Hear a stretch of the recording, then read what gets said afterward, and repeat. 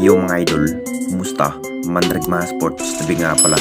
Ating mag-usapan, Barangay Nibra assistant final decision maglalaro sa upunan ng Barangay Nibra at Stephen Holt. May gustong patunayan sa lahat, pero bago nga yan, kung bago pala sa aking channel, huwag mong kalimutan mag-subscribe at click ang notification bell para like kang updated sa ating dito sa upload na natin. So nakakatapos lamang po ang laban ng Barangay Nibra at rin Ocean Elasto Painters. Masasabing ito na nga ba ang inihintay ng lahat kung saan nakuha ang 22 bits advantage ng ating Barangay Nibra at nakakapasok na rin sa playoffs. Mapapalaban na rin ang ating Barangay Nibra ngayong Philippine Cup mga idol. Kahit hingal nga ang ginawang hustle play, tudubuhat rin ang ipinikitang laban ni Stephen Holt na may 27 points at Japet Aguilar na may 18 points. Talagang napapalakas nga ang Barangay Nibra pero kulang-kulang pa rin ang nagiging big man.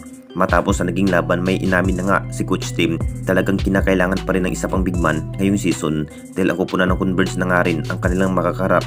Kukuhanin na nga ba ang dating ex-Nibra player na si Sistan mga idol ng ating Barangay Nibra? Naging impact na nga rin dahil isa na nga rin si Sistan sa mahusay at magagaling na player sa upunan ng ating Barangay Nibra noong nasa poder pa ng Jing Kings. Kung titignan natin lahat mga idol, hindi naman natin nakita naglalaro si Sistan na parang nangangapa pa rin sa kupunan ng Tira Permajip.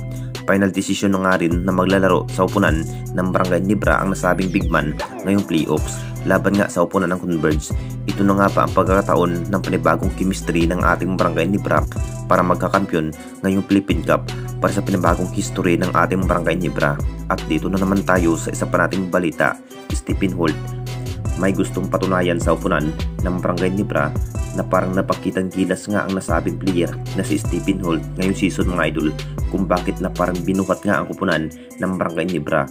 Masasabing jackpot pa rin ang Barangay Nibra kay Stephen Holt dahil nabigyan niya ang upunan ng Barangay Nibra ng magandang laban kahit nahihirapan nga sa laban.